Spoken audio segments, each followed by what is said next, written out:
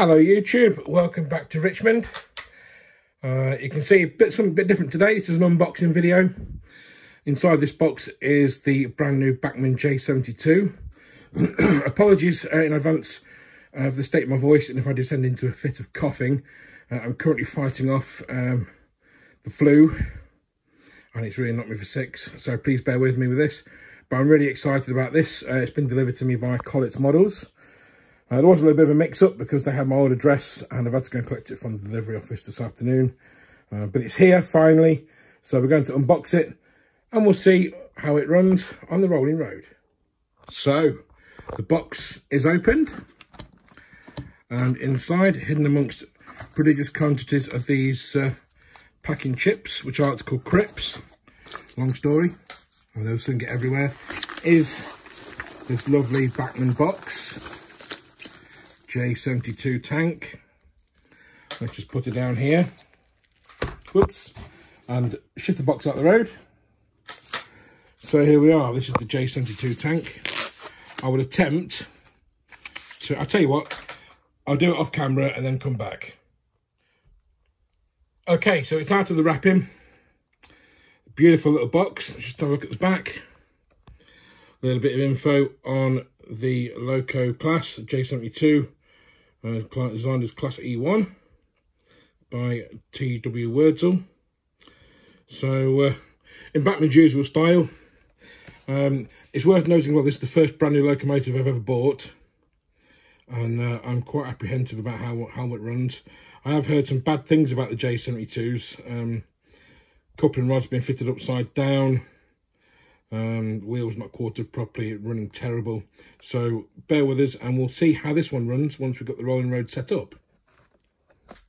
Next, we'll get it out of the box. Right, I've got it out of the box. And here it is in its plastic sleeve. I'm quite impressed with it so far. Got a little maintenance and care leaflet. Running in, half an hour at moderate speed in each direction. So that's cool. So we're going to run it in with a DC controller, which is the trusty old Hornby train set controller, connected with the old Hornby power clip. And to go in it, we have a Bachmann Next 18 decoder, which is a Zemo decoder. That's the one that Bachmann recommend. That was one I was advised to get by Bachmann when I asked them at Worley. Just put it out of the way. We've also got like a little owner's information book. So basically just tells me about removing couplings, adding various pipes and cab doors and whatnot, running in, lubrication, remove of the body to fit the decoder. It doesn't mention anything about the functions on the decoder. I'm assuming there's not an awful lot with the non-sound. Function 2, it says, for the firebox flicker. And it'll be illuminated at constant brightness on DC. And that's spare parts and warranty. So, let's move that out of the way. And we'll just put the decoder here. We're going to set up the rolling road in a minute. This is about the first time I've used the rolling road, although I did test some of my locos on it a while back. It's a DCC Concepts 4-axle rolling road, which I got from Worley. It's only 45 quid. Very impressed with it, and we'll just sit the bits on the track there and put the loco on it and off you go. So what I'm going to do is I'm going to get the loco out of the box there, put the rollers on the rolling road, and then we'll have a look at the loco out of the packaging and then test it. Right, I'm not able to show you me removing items from boxes and stuff because I'm doing it on my phone and I've only got one hand to do things with. So, there's a little accessory pack there. It's got few random pipes, couplings, lamps and cab doors. So they'll come in handy at some point. So let's just, excuse the poor folks that come while I'm using the other hand to, let's just take her out of the box and put it on there and move this little box out of the way.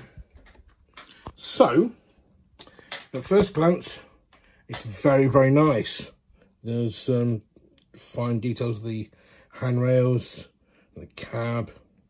Apparently the cab door slot inside. We might bother with those, we might not. And there's some, if you look inside there, if you can see it, There's some like underframe detail, valve gear and whatnot represented there. And we've got some, so look at the front there. You can see detail at the top of the cylinder casings, the lamp irons, the lovely sprung buffers, what you expect these days. Narrow tension lock coupling, which will stay on the loco for now. As some of you may know from my early videos, the plan is to eventually change to KDs. Hence, most of my stock now having NEM pockets, or shortly to receive NEM pockets at some point with the conversion. Anyway, back to the loco. The coupling rods are all the right way round,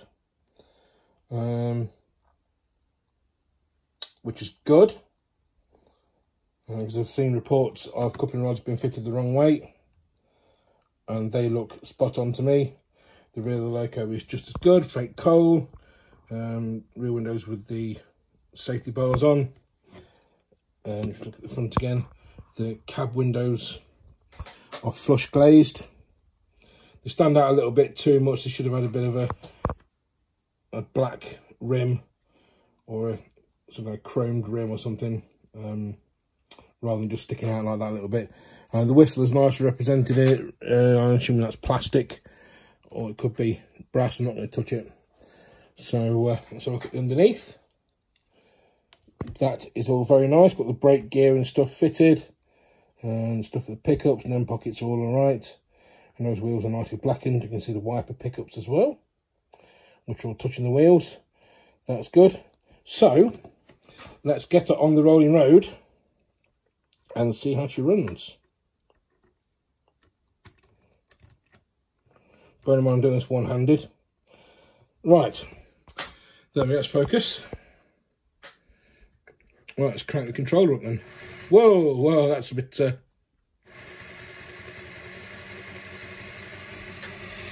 Just see bit of fire blocks glow there, yep.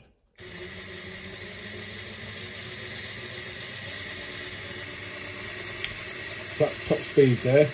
We're not going to do it at top speed, we're going to... Things with this old Hornby controller, it's either all or nothing with it, so there's no slow speed crawl with this controller. It's pretty rubbish. It's just the basic train set controller that used to come with train sets in the 1980s and early 90s. But it was for my turntable. Some of you may remember from previous posts at my old house when the layout was in the spare room. We've now got a better Hornby controller for that. The plan is eventually to have a gauge master so we can use the outputs for the points and stuff. But anyway, back to the J72. So let's just run it a bit at a moderate speed. And actually, yeah, despite the horror stories I've heard about it being a poor runner, this actually runs spot on. It's nice and smooth. It's fairly quiet. And that firebox glow is absolutely lovely. The cab interior is well detailed. Let's see if we can zoom into that. Might not be able to. No. Yeah, you can see the planking and the back end and stuff, all the controls. I'm impressed with that. The numbering is a little on the big side, but I'm told that's right for this locomotive. The crest is well depicted, so we can zoom in on that. I don't think it likes the zoom in that close, but that's okay. That's okay. Excuse me. So yeah, I'm impressed with this. It's a nice little loco. It'll be a welcome addition to my fleet. Those of you who have experience with the older J72, which was the old mainline J72, I remember it was a terrible runner. There was no room in the cab because of the massive weight. It was a split chassis. Basically, the loco was stretched to fit over the chassis of the day. When the axle sort of went brittle, the wheels would fall out and lose quarter, and it was basically a bit of a pig. I know if you're my friends on Facebook and in the LNL Modellers group have persevered by butchering some to keep others running. This is a bit of a breath of fresh air. I know Gavin Rose, who does the dock layout, he has ordered 2 of these. He has several of the old mainline / Bachmann J72s, and I think he'd be very pleased with them as long as he gets a good one. Like I said, there's been some reports on RM Road about them being terrible. I seem to have gotten a good one, which is well worth the 6 months I've been waiting for it, because it was promised in July. 5 months, whatever. But now it's here. I'm very, very pleased with it. It's a lovely little runner, and it'll look great on the layouts when we get the layout up and running. So thank you for watching, and I hope this has been informative. I know I'm not the best at describing stuff. I'm not like talking on video, on camera. If you like what you see on this video, please subscribe. I know people who watch the videos don't all subscribe. Please, please, please subscribe. It makes it worth doing more videos if more people subscribe. And I enjoy making these, and I'm probably not that good at it.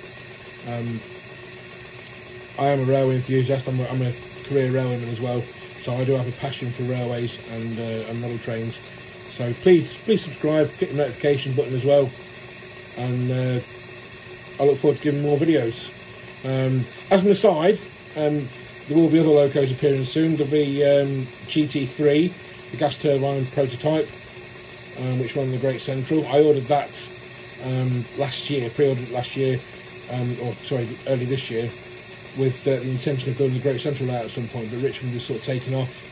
So we're still going to buy it because it's it's going to be a limited edition sort of loco, and we can run it on test. And also the North Eastern Railway petrol rail car will be coming in about 6 months, and that'll be perfect for Richmond being a North Eastern branch line.